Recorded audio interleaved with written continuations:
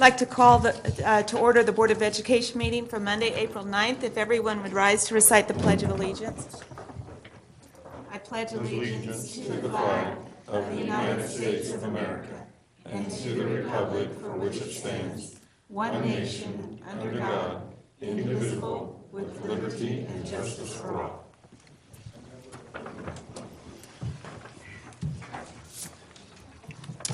Okay, let the record show that we, Tracy Rankin and Tammy West are both not here.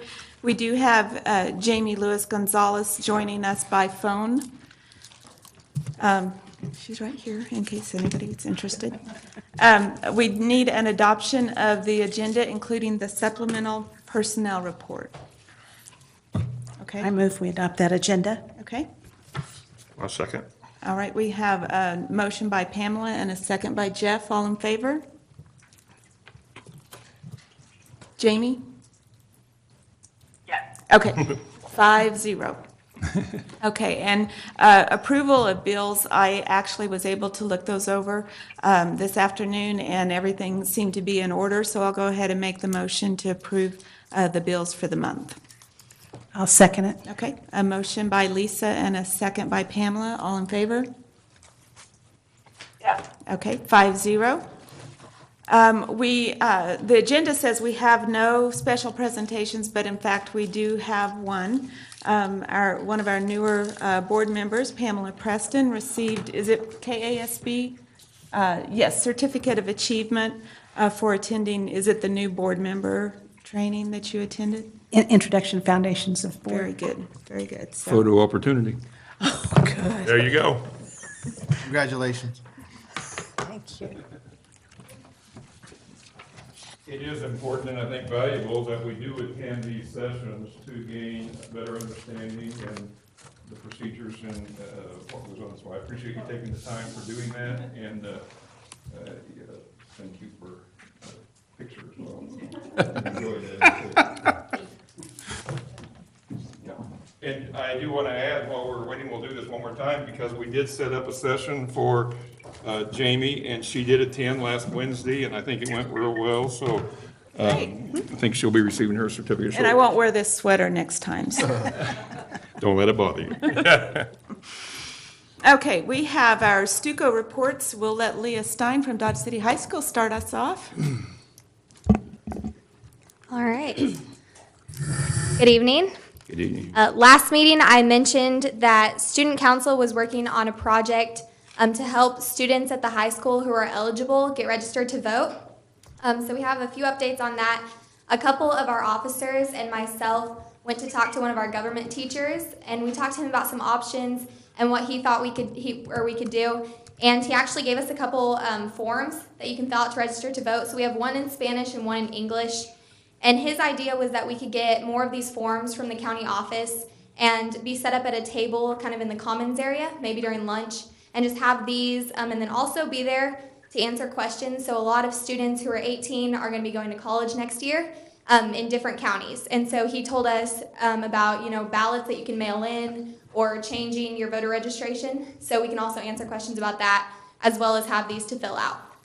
So what we have to do what we still have to do is decide on a date that we want to set up in the Commons, and we'll probably do that this Friday.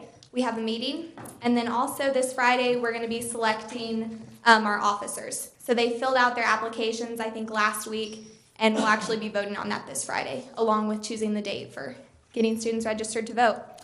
And so I think that's all I have for you tonight. Do you all have any questions or anything? No? Okay, thank you for having me. Thanks, Leah. All right, next up we have Efrain Martinez from Comanche Middle School. Mr. Martin.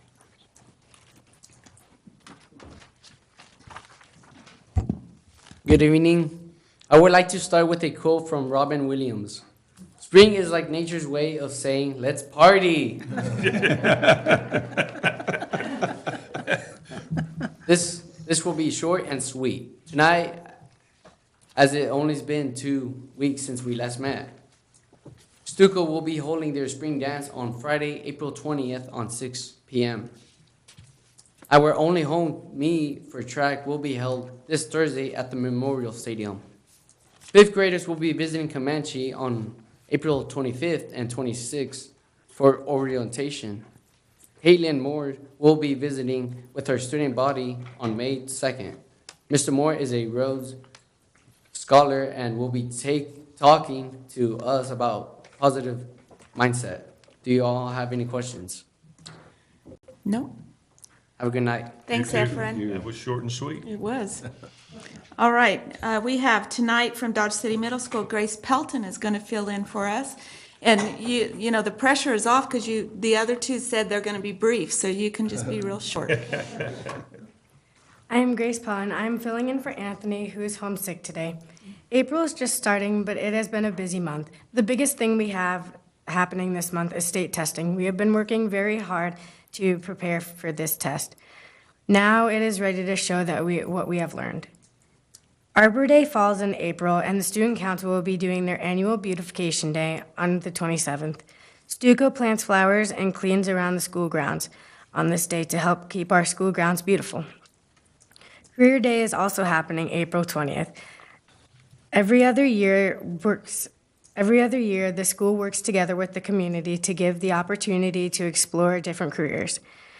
All the 7th and 8th graders will get the opportunity of meeting businesses in Dodge, as well as the college, and to see a few options once they have finished school. Thank you. You're a Thanks, natural. Grace. You did a great job. I just can't believe Grace is that old. Thank you. Thank you very much. Thank you. Okay, recognition of visitors. Persons may present ideas or concerns regarding USD 443 schools. No action will be taken by the board at this meeting. Personalities and behavior of employees are not to be presented during this period, but are to be reported to the employee's immediate supervisor. The president shall determine the amount of time to be spent for citizen participation. If you would like to address the board, please approach the podium at this time. Oh, I thought we had a taker, but making a break for it. Okay, seeing nobody else moving, we will move on to the consent agenda. That includes the approval of personnel, including the supplemental personnel report, the minutes from the March 26 meeting, approval of donation from Dr. Trotter to the, is that HOSA Club, to the high school, approval of Odyssey Ware software license agreement, approval of the Bright Beginnings Policy Council minutes for January and February, approval of the Nutrition Policy Handbook, approval of the 2018-19 secondary student handbooks for the high school, Stride, Choice, the middle school's common student handbook, and the middle school addendum, and finally the approval of the ICT Charitable Giving Program grant application for the DCHS STEM camp. You know, I read all of the handbooks. It's really the first time in 6 years that I've read all the handbooks. And the only thing that I noticed was some of the pages, the contents pages, and the pages that they're on don't jive. Pardon?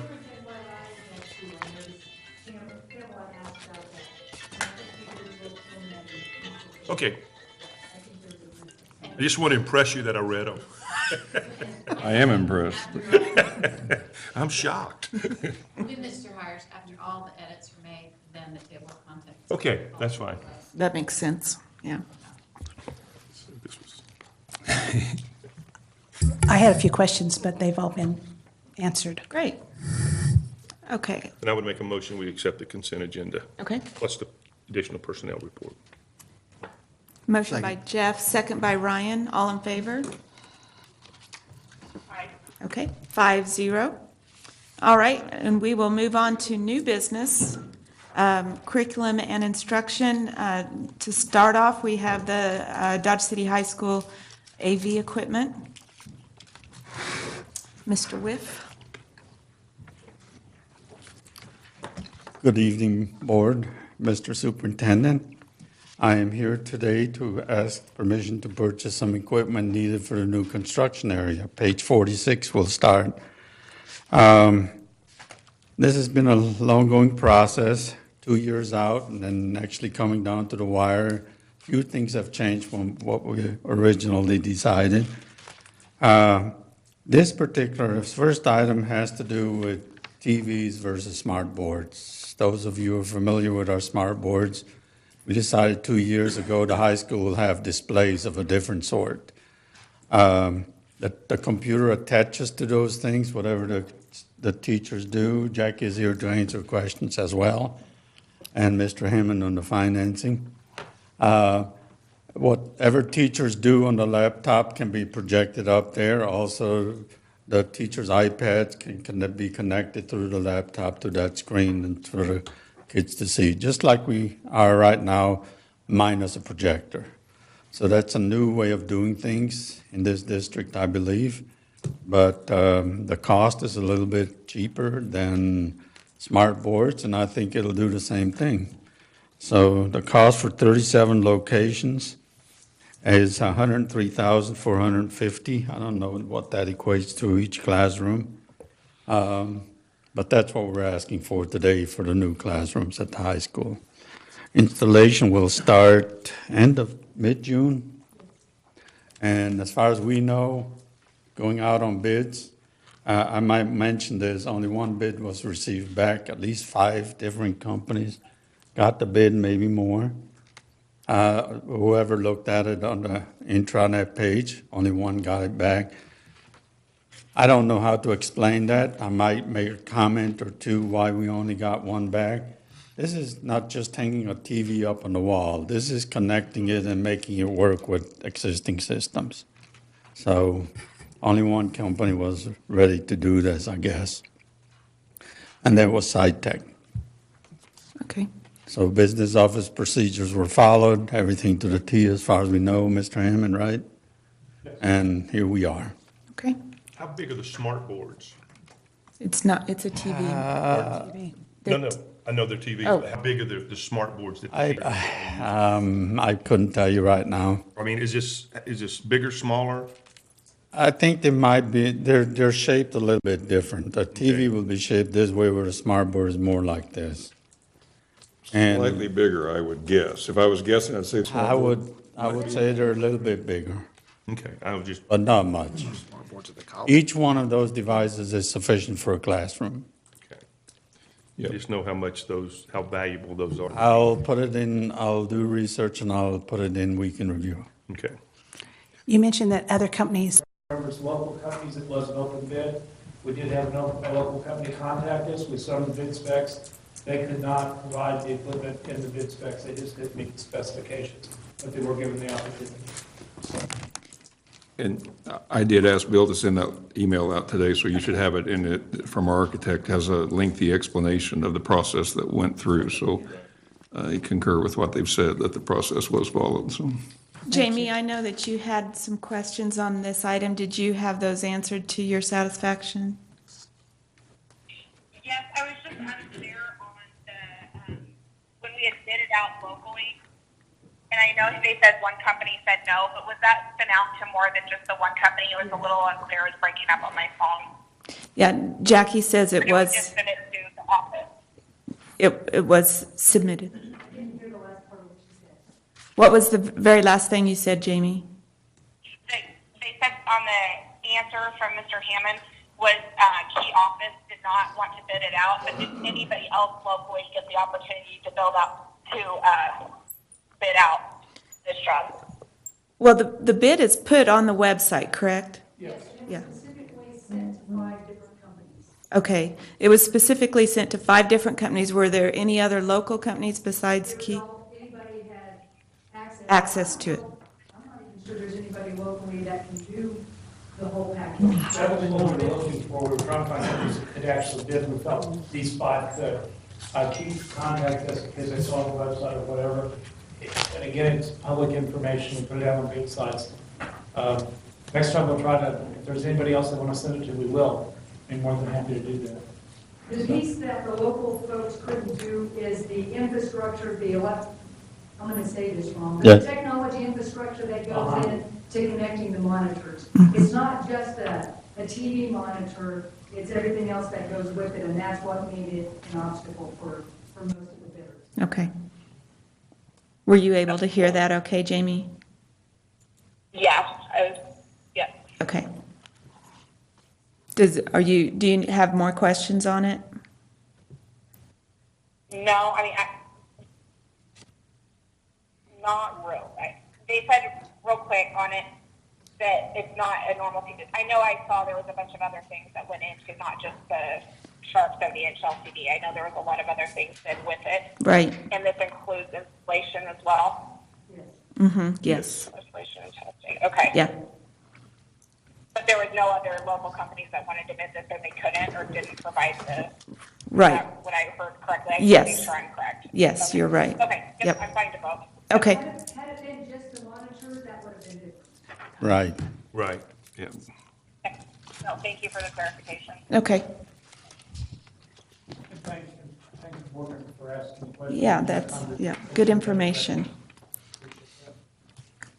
All right, I would entertain a motion for the approval of the classroom AV equipment. I would make that motion. Okay. Second. We have a motion by Jeff and a second by Ryan. All in favor? Okay, 5-0. All right, next up, the Makerspace AV equipment. Again, we're talking about high school yet, the makerspace equipment. The way I want to explain this one, if you've ever been to TLC Room 1, that's what this is, but a little bit better. So it's that, I believe the screen itself, the planar system, the video wall, is going to be just a little bit bigger. And maybe the TVs too, and then there's a feature in there that's a little bit different also as well. I'll mention that. There's 9 55-inch TVs sitting there like you see at TLC Room.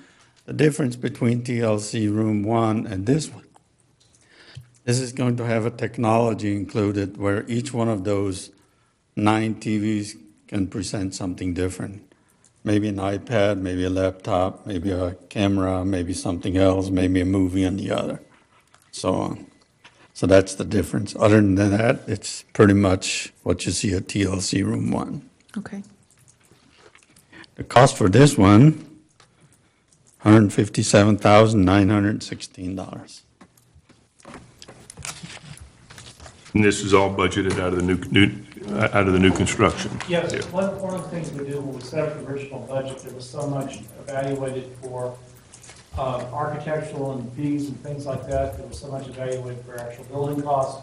And then there was basically an equipment budget. The equipment budget includes everything, furniture, technology, a lot of, hopefully, a paint booth before we're done, because we've got to have that remember in the equipment budget. So, you know, that's where this money's coming from. It is budgeted, it is a construction project, and we'll be doing. Okay. Any other questions for Ray or Bill? Jackie? Okay. I'm spending money, so I'll just make the motion. Keep at it. I'll second it. All right, we have a motion by Jeff and a second by Pamela. All in favor? Thank you very much. Jamie? Did I lose you? Yes. Okay, all right, 5-0 on that last one then. Thank you. Okay, we have Dr. Fortmeyer with the approval of the additional nurse for Dodge City High School. Good evening, Madam Chairperson and board members, Dr. Dirksen. We have, since 2001, when the high school opened up with just over 1,500 students, we've grown 500 more students through time. Over half of the districts in Kansas right now have 550 students or less, but they all have school nurses. We have one nurse at the high school for the equivalent of 4 majority districts. So what we're trying to do is to better serve our students by lowering that caseload that one nurse has to be able to field. We do have a med aid there, but between the two of them, the caseload is too high for them to be able to sustain it. The legal requirements that the RNs have to be able to sign off and do a lot of the paperwork in each one of these cases also is a huge demand. They cannot be signed by any other personnel. So what we're asking tonight is for the board to approve a second nursing position. That position, right, is an RN position, either a 2-year or 4-year BSN, so the salaries will be range somewhere between $41,000 and $52,000, depending on what type of nurse fills the position after we do the posting and selection. We just feel like in communication with our high school nurse, how much that she has been inundated by the student needs. It's just impossible for her to keep up with basically 4 districts worth of kids. And so we're asking for this support and be able to help our kids meet their health needs. So we respectfully request that you approve for the fall of 2018-19 a new nurse position at DCHS. Any questions? I don't know if this is one that you could or should answer, but I just wondered how many school nurses we have employed right now. One at the high school.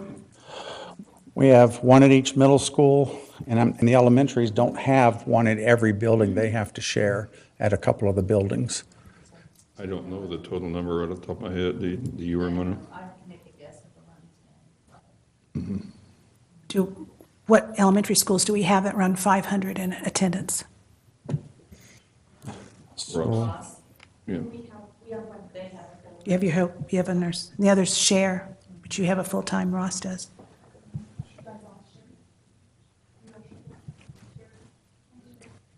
Yeah. But you have less than 500, is that right? Good question. So Ross has their full-time nurse, then it's one nurse that covers the rest of the? No. No, sir. Most nurses cover 2 schools. Oh, okay, I got it, okay. Yeah. Traditionally, it's also been schools that have a high special needs population. Sometimes the needs are greater there. And I think that was at least traditionally applied with some schools have more nursing coverage than maybe some others. It's not number of students, but also there are special needs students that really do have higher demands. So I'll say that maybe we have to look at, but I know traditionally that was looked at in some places in the past. It seems to me elementary schools would have a huge need for it because they have to get their shot records and all that when they come in, that those are all. Those are K-12 needs, though, and all of the new students. Whenever that a new come in. student comes in, everybody has to have that. I understand that, yeah. If I was guessing, this won't be our last conversation because we are seeing an increase in diabetes. We're seeing an increase in allergies. We're seeing an increase in many areas of health needs and health concerns. And a nurse becomes very imperative for the process of education to occur in a smooth way. So I have an aunt that's a school nurse in a large high school, and she said they have 3 for 2,000 students. And she said, sometimes I feel like I'm their primary care physician. Oh, I'm sure. Because they get things. So absolutely. That is something we should kind of put in our mind, that maybe the elementary schools, each one needs one. Yeah. And we have talked about that as part of kind of our bigger picture strategic planning on how to do that and how to shift into that and what requirements are really needed by different levels and what's the need. So we're in the works, but it's not there yet. Okay, thank you. I'll move for approval. Okay, I'll second. We have a motion by Ryan and a second by Pamela. All in favor? Yes. Okay, thank you. 5-0. And Dr. Fortmeyer, looks like you've got the PITSCO upgrade. Yes, ma'am. Last month, we have the upgrade for the technology, the STEM curriculum, and now we've received the information for the FACS, and that's the Family and Consumer Science curriculum. This curriculum as well ends on May 1st. Then it's all new modules, and so we are needing to be able to replace a highly popular and effective curriculum, and we'd like to stay with the current vendor because of that success with the students and the staff. Appreciate it very much, and they want to be able to, they're recommending this to be able to continue. On page 60 is your board consideration sheet. We're looking for both of the middle schools to be at about $26,989 with some change at the end. And we are just asking for approval from you to be able to put this order in so that we can make sure we can continue uninterrupted for next year. Any questions? I'll move. Okay. I'll second. Motion by Ryan and a second by Jeff. All in favor? 5-0. Thank you very much. Thank you. All right, moving on, we've got the Bright Beginnings Policy and Procedure Handbook revisions for 1819.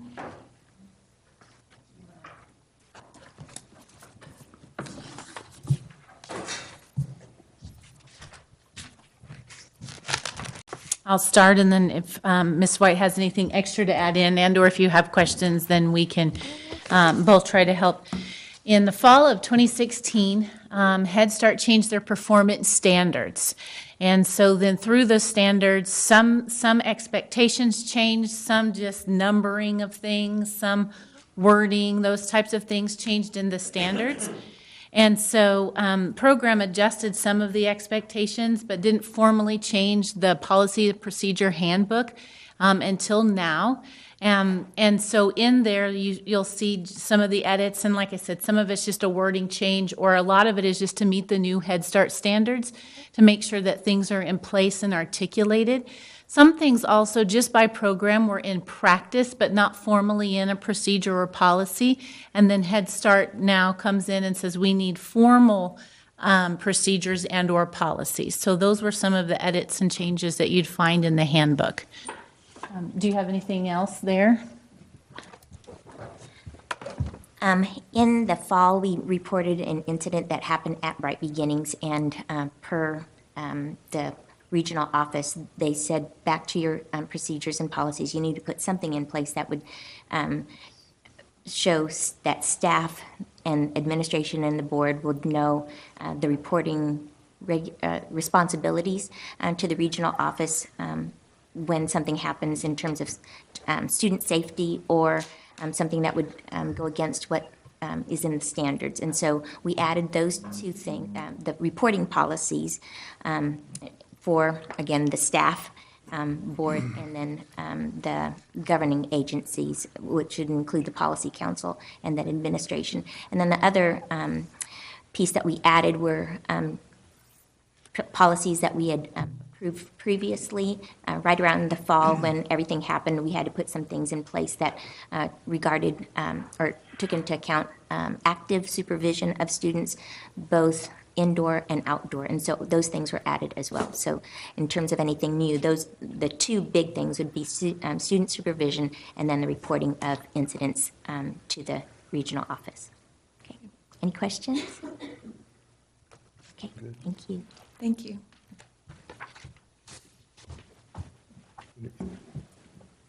Motion? Is now the time? Go ahead. Okay. We'll make a motion. We accept the updates to the Bright Beginning Policy and Procedures Handbook for 1819. Second. Motion by Jeff and a second by Ryan. All in favor? Yes. All right, thank you. 5-0.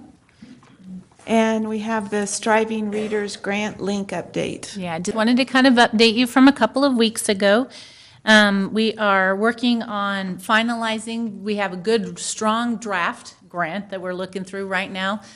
Just today, we finalized the literacy plan. Now, the district already had a literacy plan that kind of set up the framework for the literacy expectations, but this plan is more of what are your goals for the literacy grant and what is your plan to accomplish that. So that has been revised and updated, and like I said, we just finished that up today.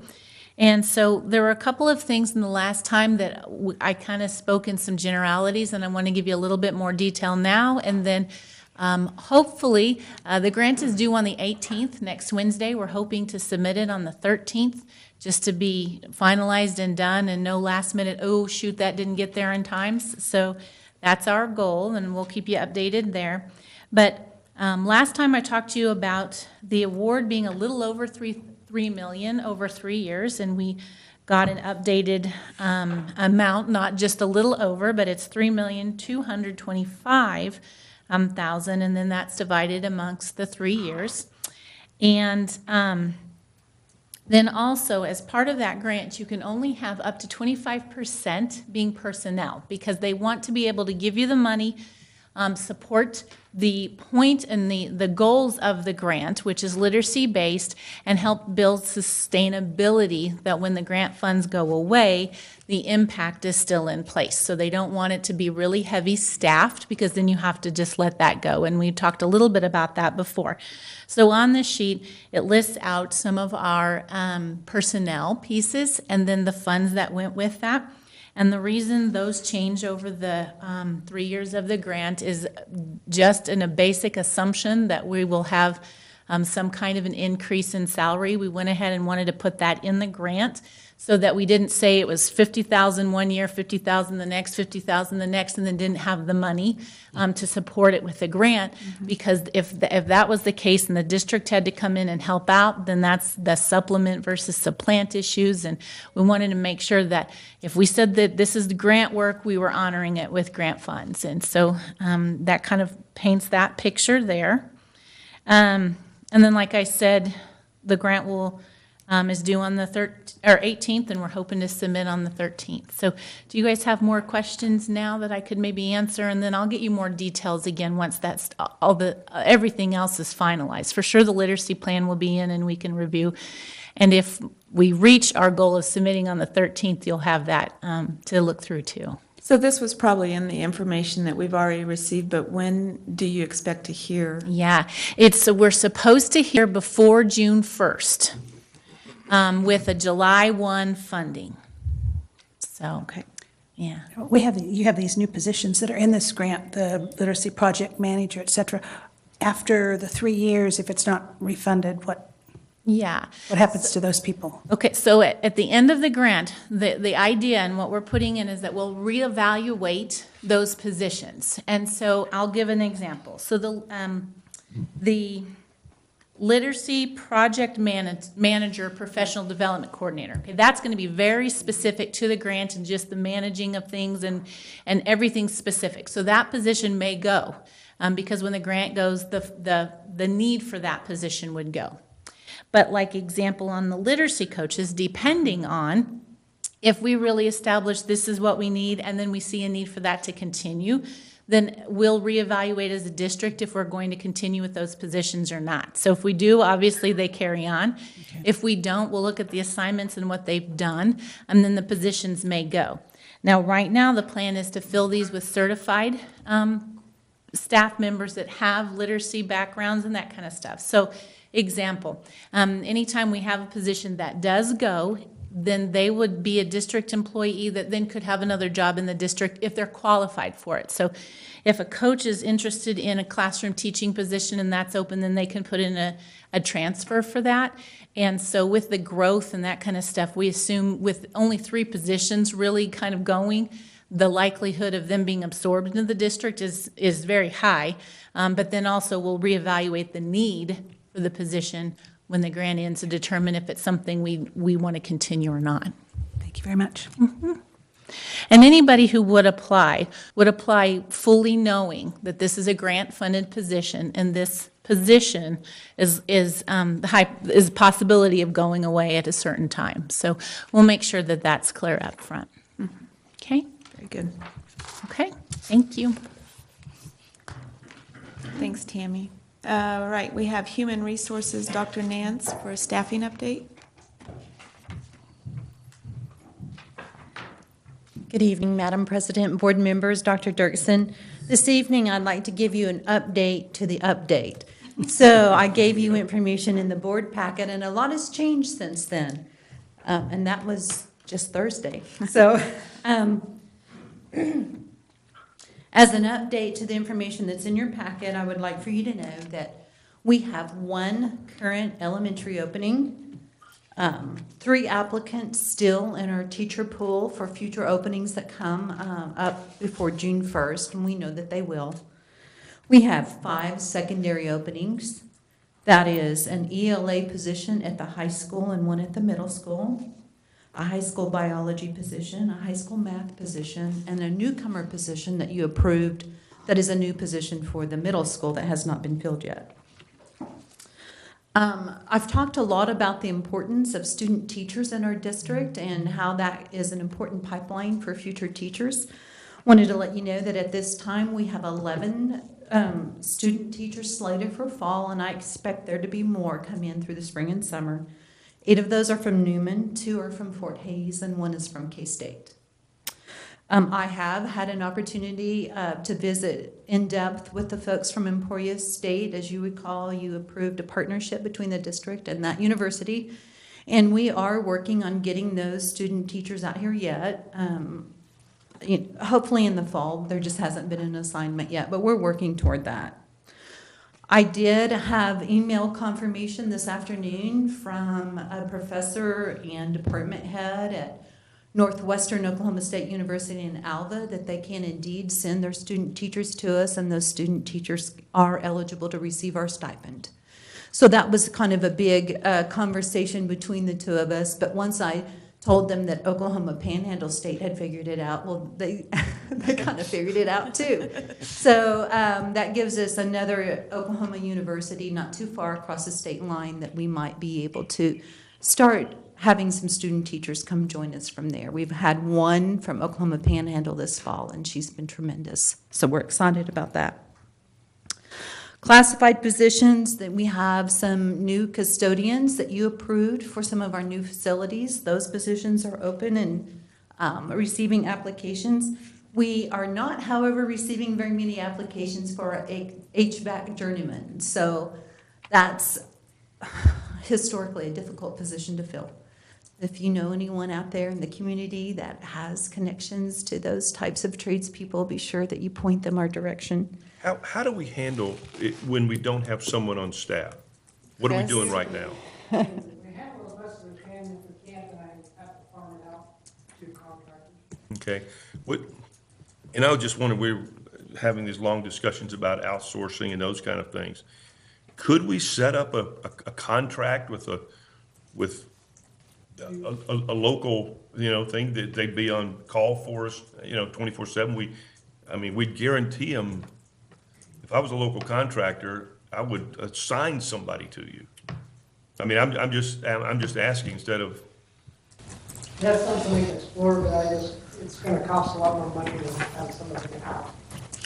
Local contractors, Petro and Waldingers and Stewarts, they're all really. Well, they're not local. Yeah. They are local for our construction, Yeah. but I'm talking about people in town that could respond at 2 in the morning. Waldinger and Petro, Waldinger and Stewarts are local. Yeah, that's right. So what if we have somebody who maybe isn't completely qualified for the position, but has some experience or some training? I think we can check that out. Basically And just several of the tech schools too. So that, do small repairs and not have to change out a whole unit. Just somebody can change a belt, a pulley, but we'd rather have them have some experience, so in case the master's on vacation, that they can at least help us out. Gotcha. It's hard. Petro's been looking for over a year or two because they lost their master about a year ago. So it's a hard position to fill. Very hard. I know when we filled it last time, Chris, it was almost a year, and I called trade schools and posted things on their bulletin boards and on their websites, just trying to get some interest in it. And where did our candidate come from, Chris? From where? Okay. Ramona, back on the student teachers, I think offering the stipend has definitely been a benefit for us. Do we have issues with finding, the stipend is nice, but it's not going to really pay rent for a semester or something. Do we have issues with finding a place for those student teachers to live? Well, I think that it's fair to say that we have issues with housing for teachers. And, student teachers would be no different for that. It's just a challenge in a community our size. I have not run into it. I can see that we would. I mean, it just so happened that this is a new program, and so far the ones that we've brought in have been able to accommodate that. We have one coming in from K-State that I'm not sure that she has family in this area. Now, if you have family in an area, it makes it really nice. I'm not sure that she does. So that might become a little bit of a challenge. But we're one of the few districts in the state that does this. And one of the things that I hear when I go out on these recruiting events is that students that have to stay pretty close to a certain geographical area don't necessarily get the rich experience that they want. So you have to trade one for the other. You don't get the diversity, or you don't get an opportunity to work in a district like ours that has technology and those kinds of things. So they kind of have to do a trade-off. The stipend spread out over 4 months at $1,100 a month and some change, that allows you to be able to pay your rent. And I think of it in terms of, well, you would be paying maybe dorm rent and some different things, unless you were living with mom and dad. You know, you probably would be paying rent somewhere. And student teachers kind of get excited about that when you tell them that that possibility is out there. Great. To finish up on the classified openings that are out there, we do have a paraprofessional interventionist for TEC that you approved, very kind of specific skill set that we're looking for there that we are trying to fill. And then we have posted summer positions today actually, and we're getting a crazy number of applications. So that's been a very popular posting out there, teachers and different people looking for some summertime work. Good. One thing that sort of concludes my update on where we are on open positions, but I wanted to share with you that things like the ESOL incentive that you improved last time we met, the sign-on bonus, the student teaching stipends, our district's history for giving raises and honoring a master's degree at a very, what shall I say, very generous amount at $6,000 a year that you bump for having a master's degree, that's substantial. And when I talk to, well, I'm not bashing on anyone, but when I go down south to Oklahoma and I talk to the teachers down there, I put together a spreadsheet of the Oklahoma City and their most popular area school districts, and the same for Tulsa, and put together what they pay for a master's, what they start out. It's really empowering to flip that spreadsheet over and say, look at this for 30 years and see where you are at the end of the 30 years of teaching in our district versus teaching some of these others. And I tell them, I come from Oklahoma, so I'm not bashing anyone. I'm just telling you, this is the difference in a 30-year career. Plus, it's a great district, and we do great things with our students. So I appreciate the board putting the money and the resources into bringing good teachers into this district, because not everyone does that. And I'm hoping, selfishly, to be able to capitalize on that and bring some of those really great people that might not otherwise consider us into our district. So we will continue to think of ways to lure people into our district, because when they get here, they love it. But it's getting them here. Yeah. So we will continue to bring things to you and ask you for support on different initiatives, and just appreciate the support that you've given so far. We appreciate all the hard work you've done to I appreciate the fact that as a district, we have a process. We just don't hold our breath, every year, but we have a process in place. Yeah. And that process produces results. So I'm very thankful and very, very appreciative of the processes we've established, Yeah. To recruit. Well, I've got a lot of support for that in this district, and I can't do it all on my own. I can't go find us 30 to 50 teachers all by myself. So we've got some good teams that are always willing to go out. We utilized Greg Arabo this year to go over to Missouri, which we don't normally get to visit, and we interviewed a young lady from Missouri this morning. So that was exciting to see that his efforts paid off, and got someone all the way from Columbia, Missouri to Dodge City, Kansas for an interview. So that was very exciting. We've got some potential out there. We just need to really tap into it. Great. I do want to commend Ramona on the efforts that she's made, and I want to point out, Glenn and Tammy were with me, but when Dale Dennis was presenting to the superintendents, he had heard about our HR gal, he called her, being in Oklahoma doing recruiting, so. I don't know that that's good. Well, I'm not sure. there's a correlation here. She was down showing that chart, and that was the very same day that Oklahoma got a $6,100 raise. I'm not so sure the governor of Oklahoma didn't hear about it. Helped work that out. So anyway, but she's doing a great job, and I do appreciate those extra efforts. Yeah, absolutely. All right, Mr. Hammond? Bless you. Madam President, members of the board, Mr. Superintendent, I'm going to have Chris come on up and join me on this. Let's see here. I had the page a minute ago here. We're looking at an update on the Nutrition Center Food Storage Building. And Chris, I think you got some, did you get those pictures? I don't know. Did we get the pictures, Karen? Aha, she's good. All righty. So what you're looking at here is the freezer floor that we've prepped for concrete. The purple stuff behind it is 2 inches of insulation. Next picture. That's a new LED light. Sorry for that picture. This is a new electrical service that we have installed. We have electricity as of about 5 o'clock today. So we can start transferring some of our power over to the new service. And then I love the rain, but it's slowed us down on painting the outside. I know that it's an eyesore, but every time I get ready to paint it, it's either blowing 400 mile an hour or it's raining lately. So We'll take the rain, too though. cold. So, but we do have all the paint and everything ready to go. As soon as we get a break in the weather, we're going to be all over it. So great. You might mention on the paint, Chris, that's not just regular paint. As no, it's an elastomeric painting. It's for waterproofing. So we spent all the money on tuck pointing, and what this paint will do will actually protect the tuck pointing, so later on we won't have that issue.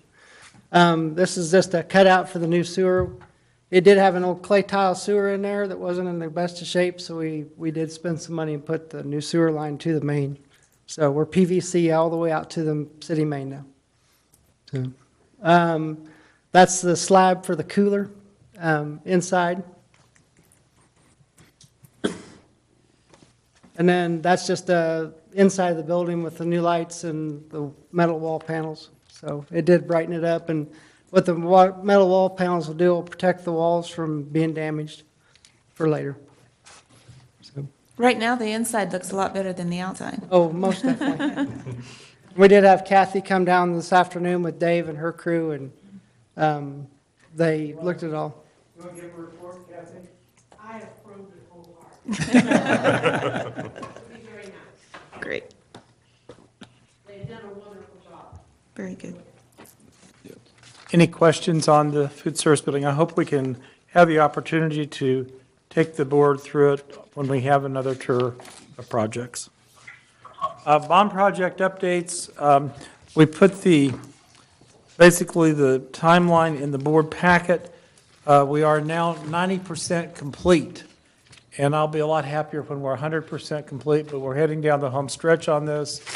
The only thing bad about the end is at the end there's always these oops, I forgot situations that seem to be coming up, but so far we've been kind of keeping those under control, so we're still pretty well on schedule and on budget. I think the only thing that's held us up a little bit, at Central Elementary, we took out the stage, and that had some structural issues with the building, so we're being very delicate with that. We want to make sure that we do it correctly, so we've had the engineers out several times just to look at that, make sure that's handled correctly. The reason we took out the stage, we didn't want another level for the library and all the ramping that went with that. So by taking it out, it's all going to be at one level. But I think everything's going to be pretty much ready for school other than possibly the offices at Central, and we're hoping to get that done also. So any specific questions on the bond issue? Did you get the drop-off at Northwest Elementary figured out, approved by the city?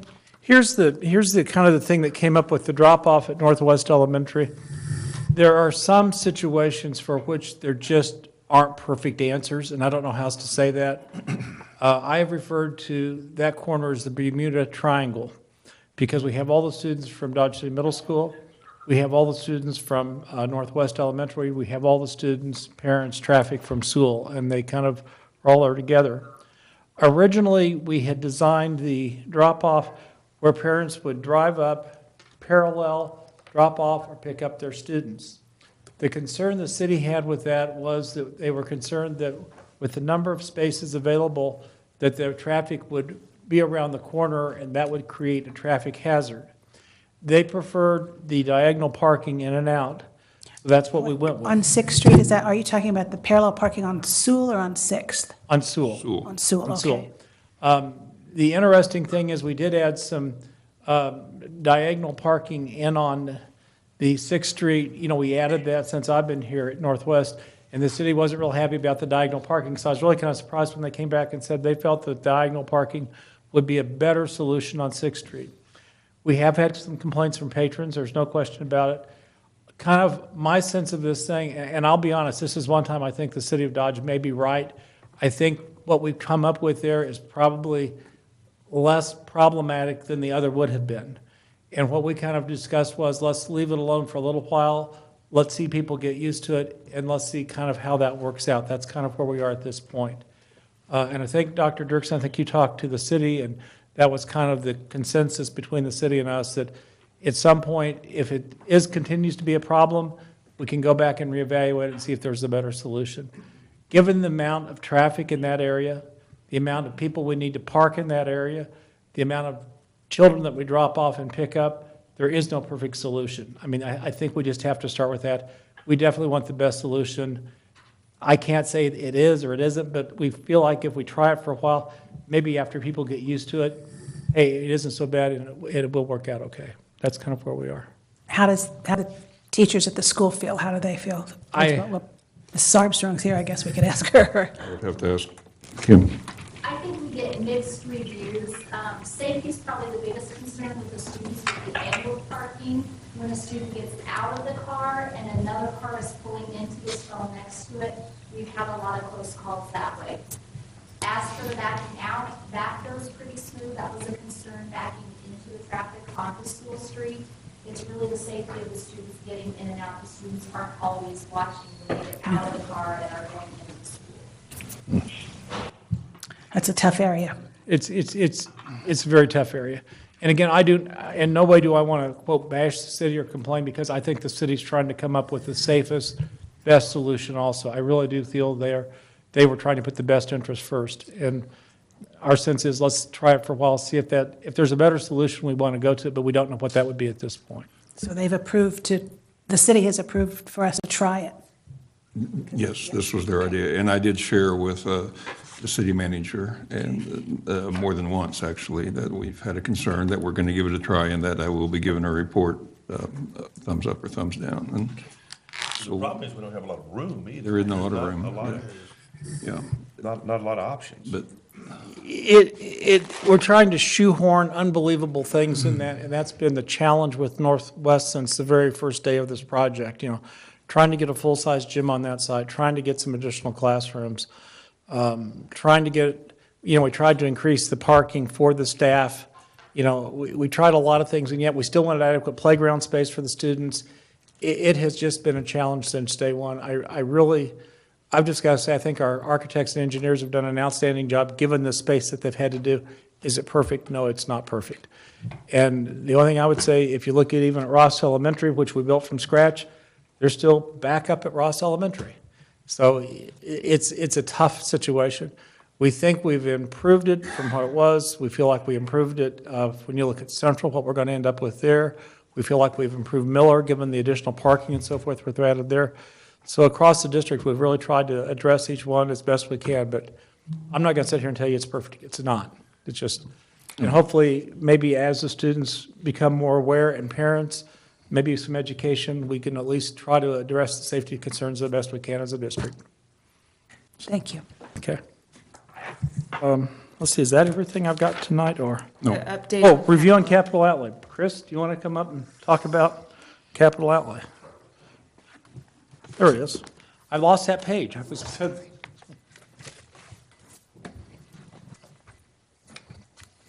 We have a full list of capital outlay requests, which is in our packet, I believe. We are meeting Thursday with the committee, and as soon as we get all of the projects approved, then we'll bring them back to you for further approval.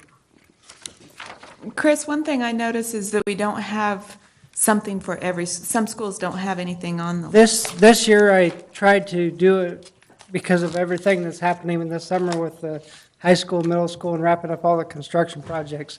I try to limit it to just really big safety concerns and not a lot of the little items that we normally have, just so we can be successful and not, And I guess we want to thank principals. Principals Yeah. are pretty conservative in what they send us. They realized with everything else going on. So bless our maintenance crew's heart. They have been running kind of candles burning at both ends with all these projects. So we just want to make the high school and middle school transition a success, and plus capital outlay a success. So. And we got Central also. Central, yeah. That's cool. What about the new parking lot at Comanche? When's that?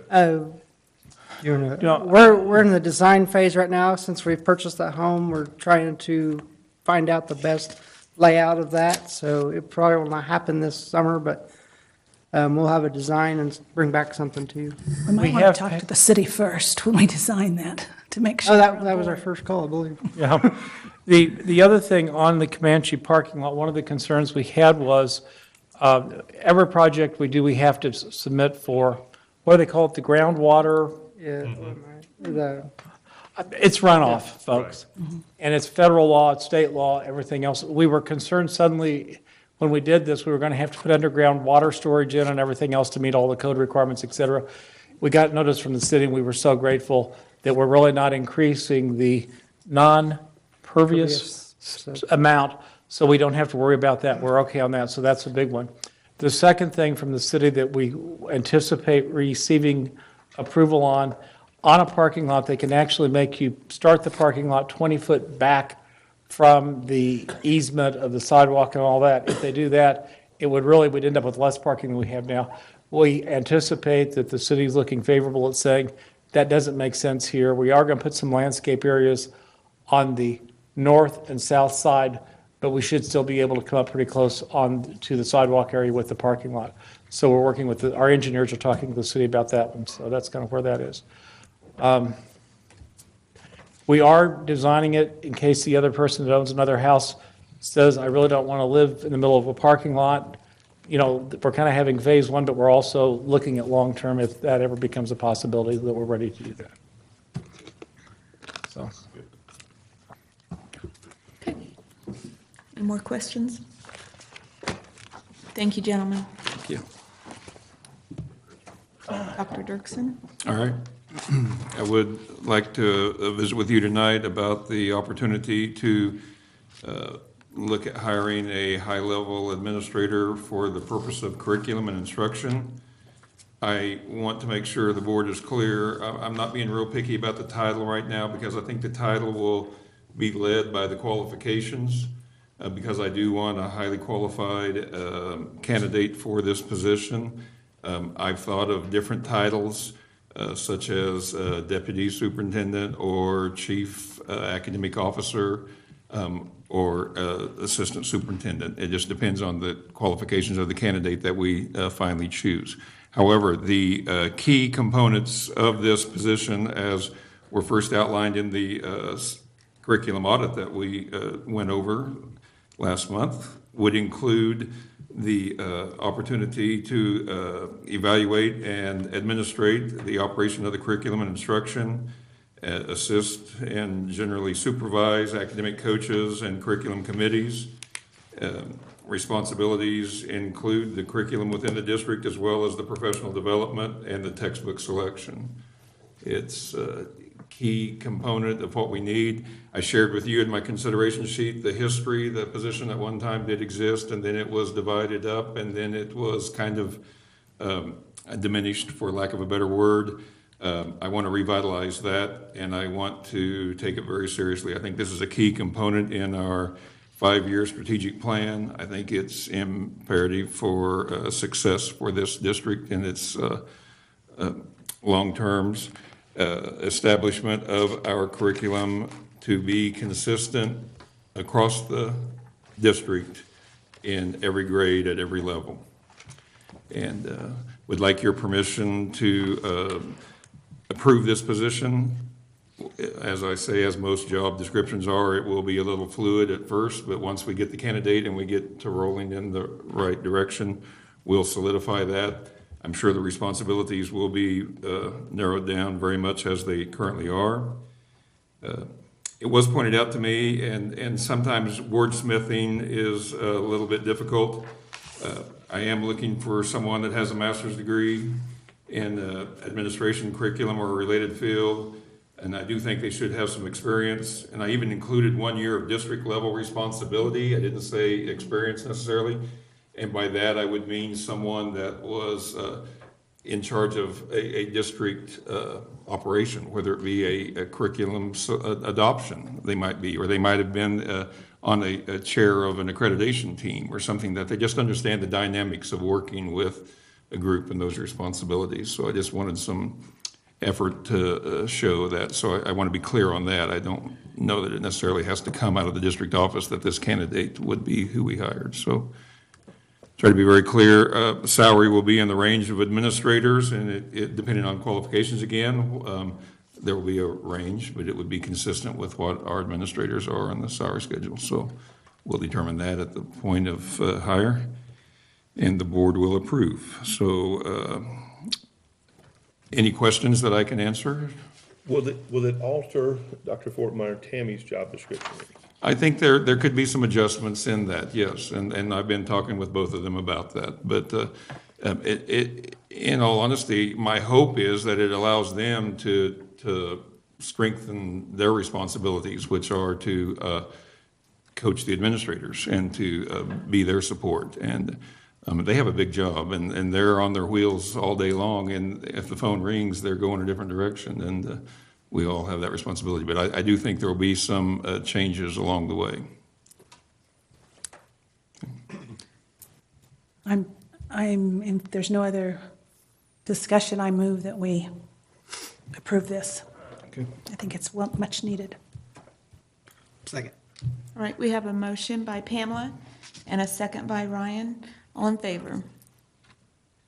Yes. Jamie, okay, thank you. You 5-0. start that immediately? Yes, going to visit with Ramona before we have a cabinet meeting tomorrow, and we're going to start getting it out there. Okay.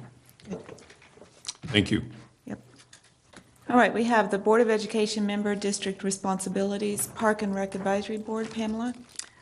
Our next meeting will be April 10th. Okay, but you're on the At list. noon. I'm on the list. Bright Beginnings and Head Start Policy Council, Tracy is not, she's ill this evening. Is there anything that we've got the visit coming the next week? Scheduled today, so come on Monday, 2:30, they'll be on Thursday. At the board, will be, I'd like our Monday meeting from 9 to 10:45. They're asking on Tuesday, the board members of the board for a board discussion with one of the leaders, and that's from 1 to 2. So all that the moment going after 19 years, and certainly our 3-year-olds who are currently in the program and in application for next year. We have just been returning our 3-year-olds they all stay because of this last day that is arts. They got to choose whether they would get right day for Sunnyside, full day or half day. Full day last night are equal to the full day for 3-year-olds. Wow. We have a good start on the Sunnyside position as well. So those will continue to go to the role and if you enroll at Bright Beginnings, that doesn't mean that you can't say I want to go to Sunnyside. It's for people who walk in the same thing. May 3rd, will be our first enrollment open application made at Sunnyside. It's the same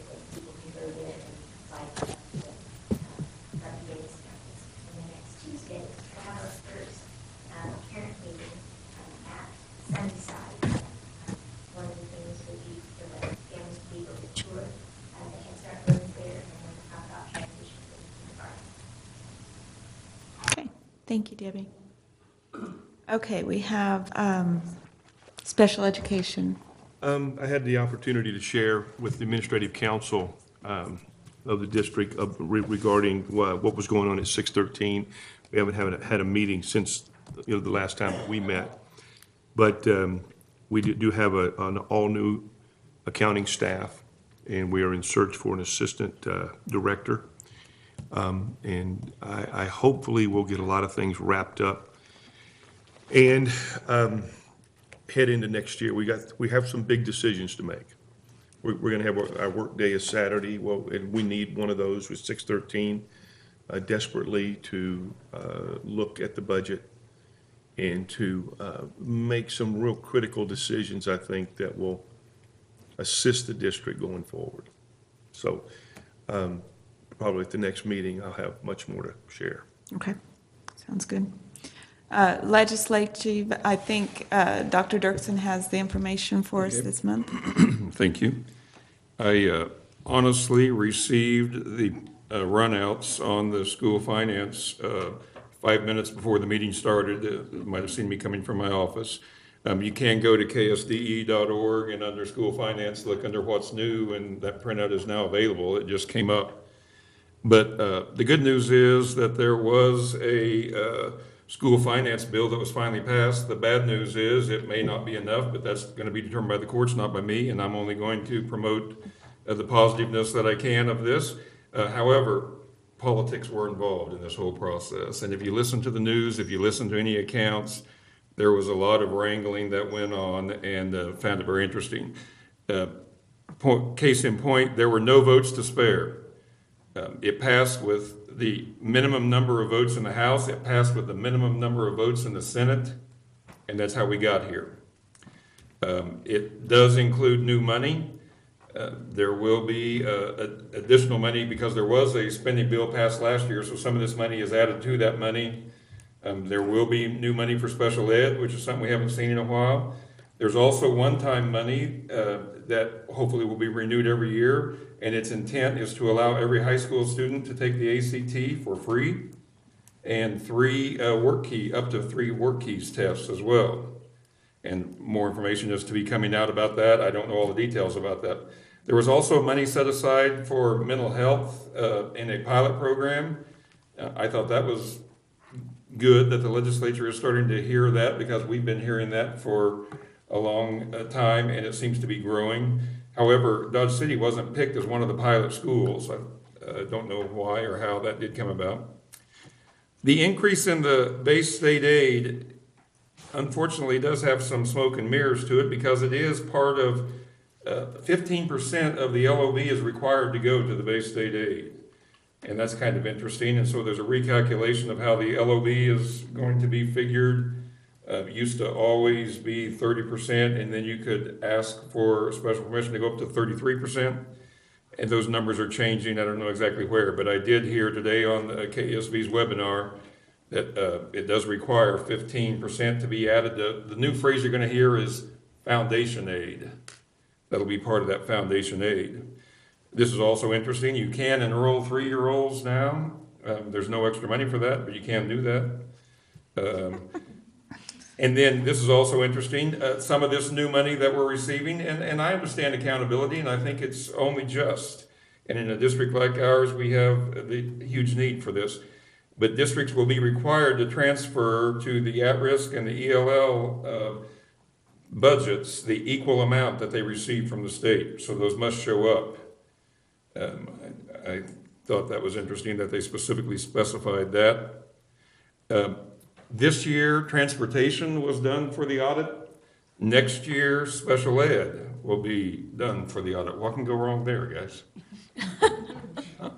I'm gonna crawl under the table. I'm remaining positive. All right, special ed is next year's statewide audit, so I thought that was interesting. And then they also have an attachment to bond and interest, but it only affects new projects moving forward. They will look at the amount of bonds that were retired the year before, and that's how many bonds they will allow the next year. So unfortunately, in our state right now, you're rooting against your neighbor's school if you're passing a bond issue because you want state aid, And if too many reach that cap level, then you won't qualify. So it creates a environment where we're hoping other schools fail so we can succeed. I mean, that's just the politics of how this is going to work. Well, we'll do our part next year. We'll open up some bond capacity. That's right. We will do that, and that will be good for the next year. Right. All that being said, I do have the printout, and I guess I make copies here. I have a few extra. You have it. Now, KSD just tweeted that an error has been discovered. Pull those back. An I'm kidding. error has been discovered in the substitute for Sorry. Article 423 that affects general state aid. So they said they have two different printouts now, one for what the legislature intended and one for what they actually approved. And that's exactly how this all started under transportation. In districts like Wichita, it makes an $8 million annual difference. Oh. And it's not in the positive, is it? Okay. And that was just at 6:55. Stay tuned, more to follow. So somewhere around 1.8 million, and 500,000 of it is special ed, which is flow-through money that has to go straight through. But that's important. And we do have the weighting factors that they are recognizing that does give us an amount that is significant. There's nothing small about that amount of dollars. The real question is, in all honesty, this doesn't bring us fully above the level before they started making the cuts. Right. And so we still have to care about that. But the bottom line is, where will that come from? And how does that go about? And I'm not here to create a political platform on that. I'm just telling you, it's very possible that the courts won't approve it, or they will approve it. And maybe they'll do like they've done in the past and say, it's okay for this year, but since the study came out that seems to have almost been ignored, we're going to ask you to look at it again next year. And they might hold oversight of the lawsuit itself for another year and move it on. I mean, that's just my words. I'm just trying to make this interesting, and Yolanda did a better job than I did with her error in the budget. All right. Bill, do you have anything to add from your take? My take is been a tough year on the legislators, and I think it's going to be very interesting to see what the courts do on this. So, I guess we're going to go to hear another court case, aren't we? Oral arguments? I'm sure we will. Yeah, we'll have to be there to hear Would that. like to join us. It's a joyous opportunity. Is that May 20th, I believe is the date for the oral arguments to present their side. So, and as the original plaintiff school, I think we should have representation there. Be glad to take a board member if we'll give you more information about that. But You might mention that the only thing that's interesting, the state attorneys asked for the funding to be passed by the 1st of March so they would have time to prepare their case to present to the court. And today it was passed April the 9th, or April the 8th, or whatever. and they wanted it passed by the 1st of April or 1st of March. March. 1st So of March. it took that long. So in all honesty, I feel somewhat sorry for the state's attorneys, because it does take time to prepare this kind of thing, and they gotta really be able to get guys to meet the deadlines and what's that.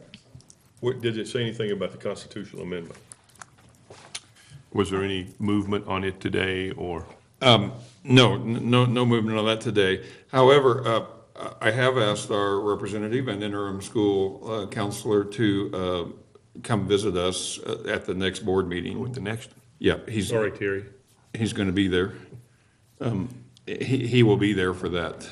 So, I asked him to come at the next one. We had the agenda already out and found out he was going to be home on break, and he will be here and will be one of our agenda items to make some comments about that and where we stand. Mm-hmm. When, do you know, when is that gonna, will that hit the floor anytime soon? Oh, no, that only came out of the Judiciary Committee. Okay. And it just sits on a shelf right now. Okay. And it hadn't been presented on the House and hasn't been presented in the Senate. It's been talked about by a lot of people, but the bill itself hasn't made its way to the floor. So that's where we're at on that. I had no idea where it was in the process. Yeah. I think Brad says it's gonna be very, almost impossible to get a constitutional amendment out in this session because of the way the Senate did the resolution to close down the, and I don't understand all the technicalities, that was kind of his obligation, but unless there's a special session or something else, probably not. It's a Sunday. And I have scheduled that, I actually confirmed it with Brad today, that he'll be here on the 23rd to visit with us at noon. And I guess you're going to announce that, but that meeting is at the Stride Room, Matt Turner School. Okay. Thank you. All did. All did. Yeah, somebody saw me fishing for the right word there and came to my rescue. I'm so grateful. Let's move on. Okay, we will. We've already had the capital outlay report. Calendar committee will be named at a later date. Kansas Heritage Center Work Group, nothing new on that except interesting note that Brandon Hines, the director of the library, is leaving Dodge City. And we have, Jamie, you're scheduled to review the bills prior to May's board meeting. I'd be happy to do that, to meet with you and Kathy on that if you'd like that. Ready? Okay, great. Ready for announcements. Before we get to announcements, you all can applaud. We're about 2 hours shorter than last meeting. We have Saturday, April 14th, our Board of Education work session at the Learning Center from 9 to 12. Very important that we have all board members there. Monday, April 23rd, Board of Education lunch meeting at Alternative Ed at noon. Friday, April 27th is the USD 443 retirement banquet at the high school at 6 o'clock. Please let Karen know by this Friday if you plan to attend. We have Monday, May 14th, Board of Education meeting here at the Austin Boardroom at 6 o'clock. Saturday, May 19th, there is a typo on that line. A high school commencement at United Wireless Arena begins at 10:30. I believe they want us there at 10:15. And it would be awesome if we could have all 7 board members there for that. Sunday, May 20th is the Dodge City Education Center Adult Diploma Program graduation ceremony at the high school at 2 o'clock. Saturday, June 2nd is the Kansas Cosmosphere Science Fair for pre-kindergarten to 12th grade students at the Civic Center. That's from 10 a.m. to 4 p.m. and all activities are free. And then Kansas Teachers Hall of Fame induction ceremony, June 2nd at the Dodge City High School auditorium at 2 o'clock. And our own Alan Cunningham will be inducted, so that will be very special. Do we have any items for the future board meetings or additional information? Anybody wants to add? Okay. We need an executive session for discussion of personnel matters of non-elected personnel. How long? I think 15 minutes. 15 minutes. And we need Dr. Dirksen and Ramona? Yes, let's have Ramona Dr. there. Nance. Okay. Thank you all. Need a motion? I need a motion. I'll make a motion. We have a motion by Jeff and a second by Pamela. All in favor? Yeah.